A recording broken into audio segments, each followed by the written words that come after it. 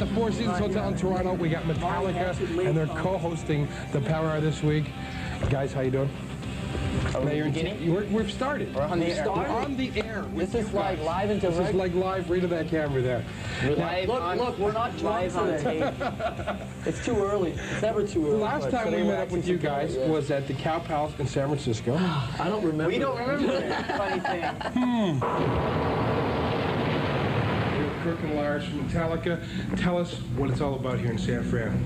It's over. It's over. It's cold. It's wet, and we're waiting for the next earthquake. And that's it. And what are you guys doing? What are you guys doing? Are you a little bit of retirement, a little sabbatical thing here? It's over. We've broken up.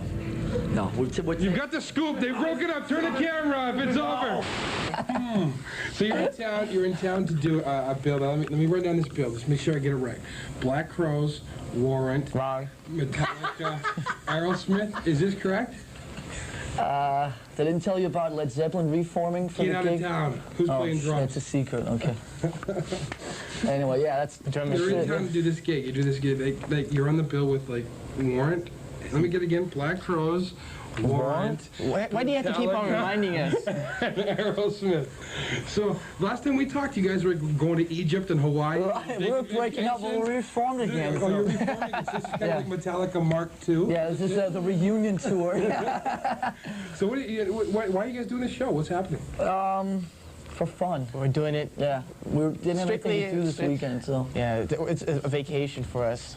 Instead of going to Egypt, we came here. Let's get back to the word fun. You're doing it for fun? Fun. We do everything for fun. The key word. It's not reflected in your music, however. Hey, there are two sides to everything we do. Yeah, exactly. There's two approaches we take to everything.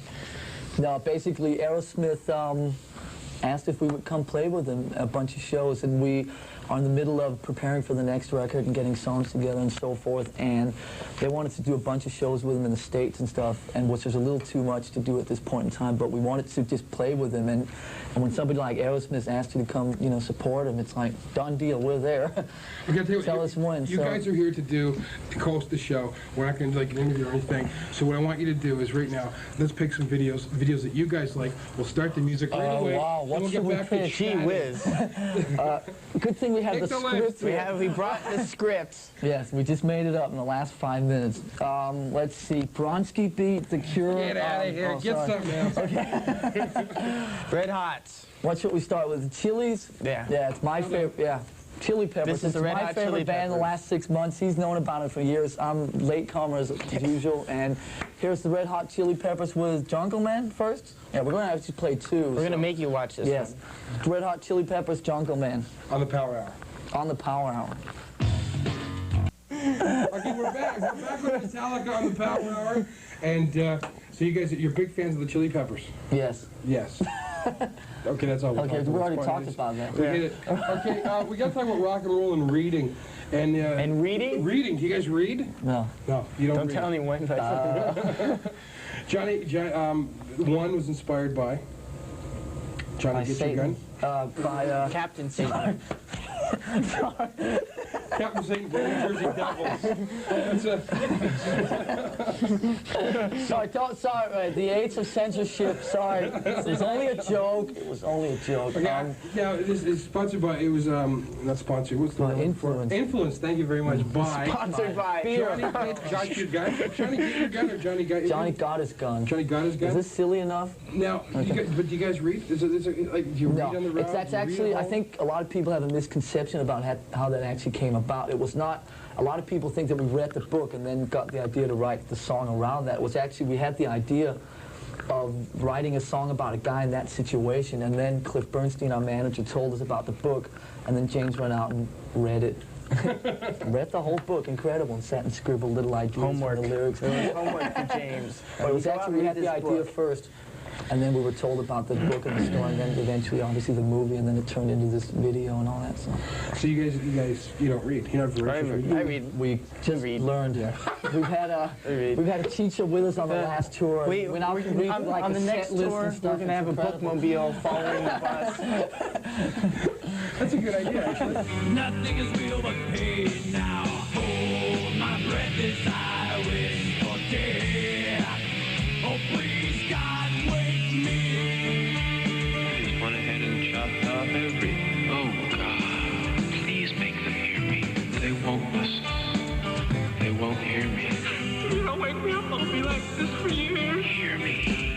How important is actually doing a live show to you guys? Very important. It's very important. Very important. The whole day is based around the live show, and you have to fix your schedule around it. Make sure you have enough. Definitely. What's cool enough about time to these gigs, sleep, and yeah. What's cool about these gigs is we're only playing like an hour and 10. We're used to playing like 2 hours and 20, 2 hours and 30. So this is nothing. Not much responsibility on these kind of gigs either. But I'm talking about as far as sitting in the studio recording your record. Really? Tell us about it. You've been around us a bit, haven't Do you? you want to help us with our set list or anything? But you're sitting in the studio recording a record. I mean, that's one thing. But then when you go out and do a live show, I mean, and you see the faces of the kids who actually bought the records, but more importantly in your case, bought the T-shirts. I mean, Metallica is like, I mean, kids are emblazoned from like coast to coast. Well, every part in the world with Metallica T-shirts and jackets. How does that make you feel seeing that? It's great. No, I mean, look, I mean, you can...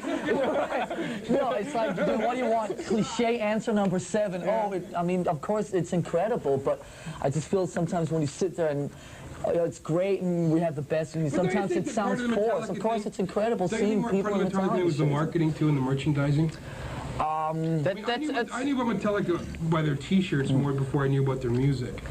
That's actually how we hooked up around management. Seriously, so they saw Metallica shirts like everywhere, and they said, "Who the hell is Metallica?" And they like started to find out and then hooked up with us. But you know, obviously, it's the greatest thing in the world. But you try and not just let stuff like that, you know, be part of how you think and how you approach things, because then things have a tendency to get a bit contrived, you know.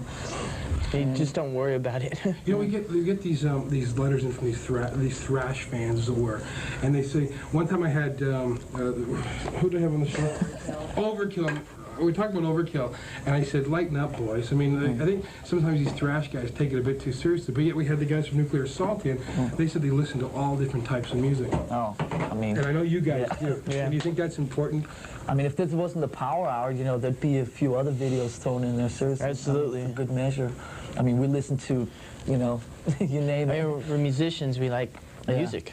There was like a few years, like, you know, 81, 82 was like, if it isn't Motorhead, but then we just started broadening our horizons. Everything, you know, from Simon and Garfunkel to classical stuff to, you know, rap stuff to Jason listens to all this Motown stuff and Grover Washington. Yeah, it's like in the dressing room before we're about to go on stage. You're like Diana Ross's best hits, and it's like take the CD, stomp on it, and put some, you know. Yeah. Needless to say, we don't all agree on each other's personal we hardly tastes. ever agree on anything, but in fact, we find each other putting on things just to annoy. Yeah, I'll put on, you know, Edie Brickell. James will put on what's those guys? I don't know. What are they called? Leibach. I'm a big Roy Orbison fan, which goes down. He puts Roy Orbison on after the gig when we're eating dinner. So it's like, let's throw in a couple of videos. Get that list. Come on. Get the list. Okay. What did we miss? There's the list of live over here. I think we should do, we're playing with these gentlemen here. Should we play one of them? Yeah. Aerosmith, one of the coolest bands in the known universe. So we're going to, Chip Away? Chip Away, the Stone, good old stuff, and... Danzig. Danzig? The new Danzig video. I haven't seen Black it. Have you seen it? No, I haven't. This is, so we're going to watch it with you. Yeah, we have no idea what this is like. I'm watching it here. Okay. Okay. You pulling off it? Yeah. Okay, we got to talk about rap music. Recently in, I guess it was Time magazine, they talked about, it wasn't Time, it was some magazine.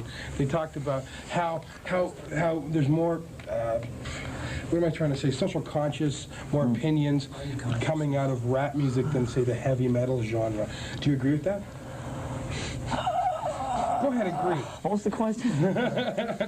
Not particularly. I think that every different genre, whether it's, you know, metal or rap, they have, which is what I find really annoying about when these groups start targeting, you know, bands. They'll throw in like heavy metal and they'll just target all heavy metal stuff. They won't actually sit down and realize that, wait a minute, there actually is a difference between, say, you know, Poison and Slayer or John Bon Jovi and, you know, Skid Row or whatever. It's just all these different bands that all have their different things going, you know, and it's just, like, for instance, we've always had a different approach lyrically and attitude-wise and so forth, and a lot of the other more sort of LA kind of metal bands and so forth, and it's just annoying that we always get thrown in with them.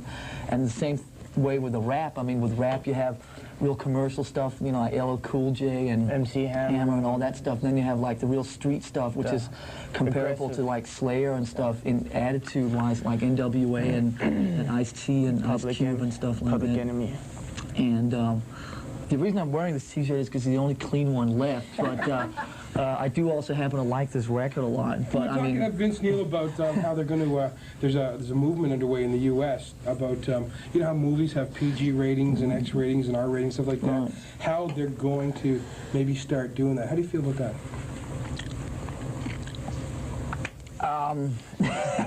I think, you know, I mean, if these parent groups, it's like, it's kind of like, you know, if there's an R-rated movie, it's like that just makes you want, if you're a little kid, go in and see it even more. If like you're rebelling against your parents, you know, yeah, I got this album and I keep it under my bed and it's got a big X stick on. It's like then It when makes it all the juicier to have. Yeah. It's like, you know, whatever you're not allowed to have, you want. It's like, that's the natural thing about growing up and stuff like that. When it's forbidden, or it's like put away, so you can't reach it, it makes the curiosity grow, and it makes you just look for it.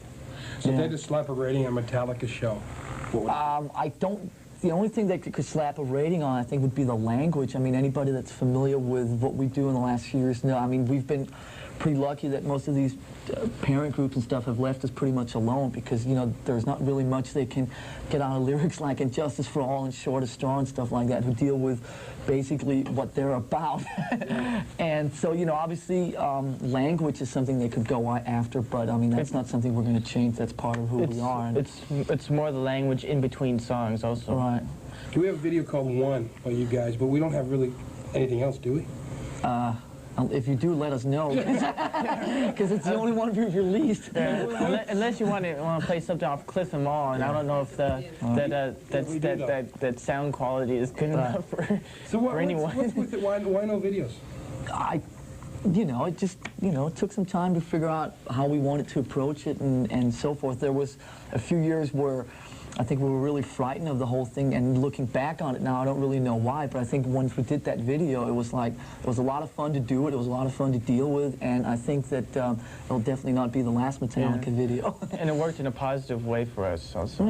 Yeah. You know, the challenge is going to be to keep coming up, if we can come up with ideas that are obviously completely different from that one, but also from the one video, but just ideas that, you know, are cool enough to just, you know, different from the rest of the metal stuff, and just cool, you know, a lot of it's obviously going to be the songs and what happens with the new record, but I think we'd all really like to do some more vids.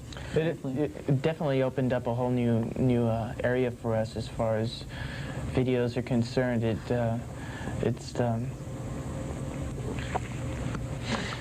We're going to do some more. Let's play some of this. Kirk just woke up. Play some of this point. Okay, the list of lines.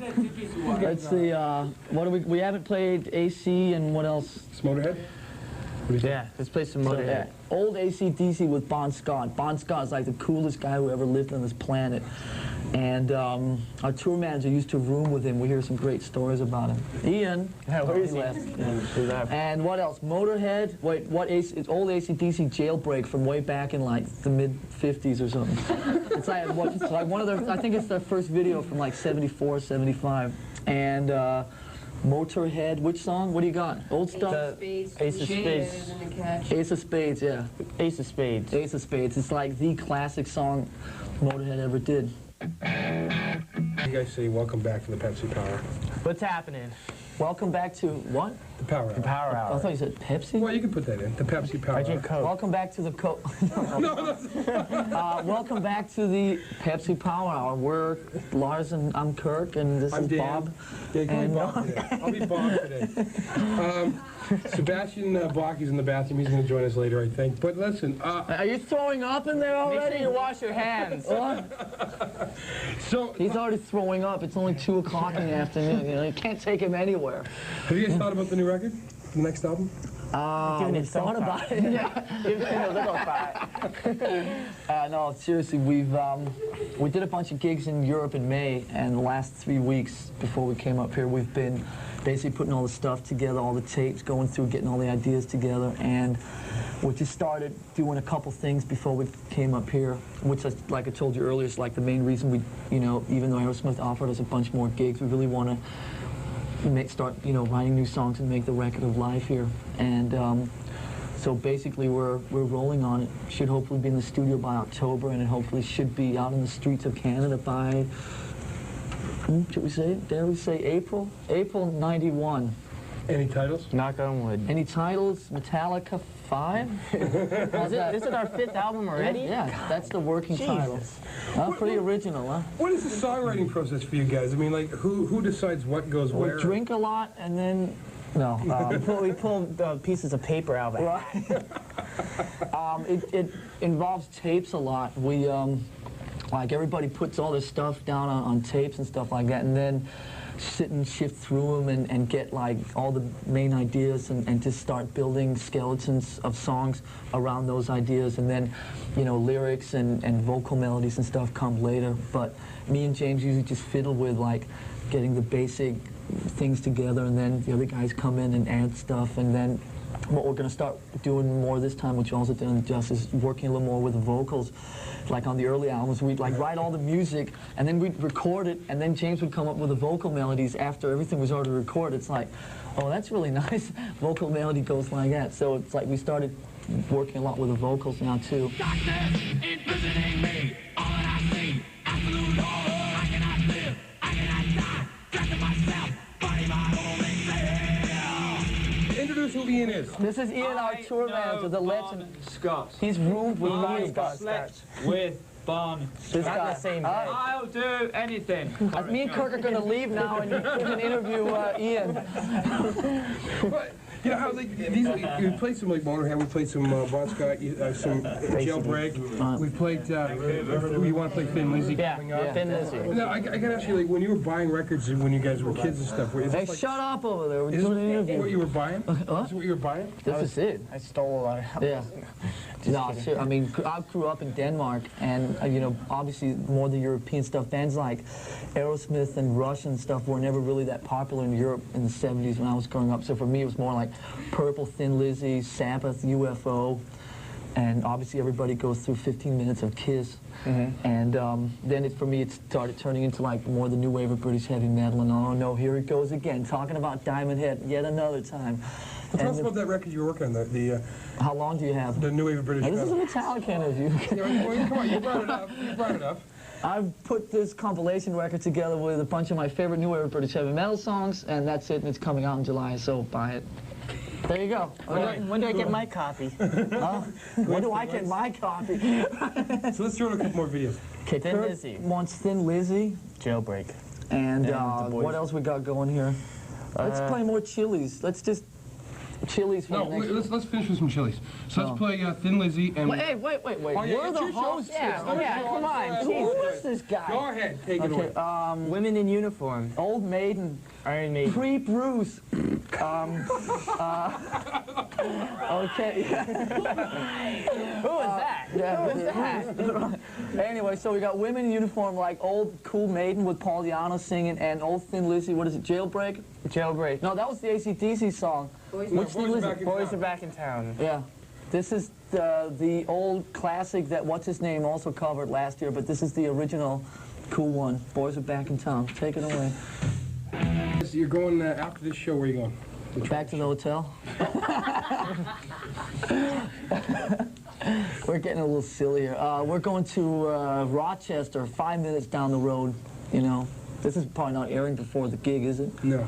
Okay, so I can't tell them to show up So there. say you had a fabulous gig here in Toronto. It was great. Hope you like really the show in Toronto. We love Right, that we Canadians. haven't played yet. How'd you like that show? Was it great or what? God. What do you think of that ending, huh? So speaking of ending, Speaking of... let's bring somebody. Yeah, we found... There was this Metallica fan wandering around down in the Yes, lobby. we got through security. Looking for James. Come over here. Come on, get your butt over here. Okay, because we're Oh, he doesn't want to be seen with us. gonna wrap the show up with something here. Okay, here, I've take been this a one. good boy. This is open forum. This is open Now forum. tell us what Sebastian you has wanted a few things he has to get on. Sebastian's Yeah. commentary. This is a little thing. to say. This is a little thing. They want you to hold it, I was man? telling Lars about the other day. man, is this a Shure 58? There was a little comment that I noticed, which was on your fine station, which, you know... What's called power? No, it was not on the Power Hour. It was not on the Power Hour, because Dan is someone that appreciates music and doesn't try to enforce his opinion. I thought you were in the pub. Happy Father's Day to all you dads out there who have to put up with you Metallica freaks at home. If your son is into Motorhead and wants to look like Lemmy, you have my sympathy and understanding, I might add. I have a Metallica freak at home who wants to shave his head and call himself Wiener. It's just something that there's a lot of stereotypes in heavy metal, and I want to congratulate you, Dan, for not being one of these lame people who can't say something to someone's face and has to say it like behind their back in front of like 3 million people. And I want to say, round of applause for our special guest, Sebastian Bach. that's true. Yeah. And you know, the funny thing is that he's going to be at that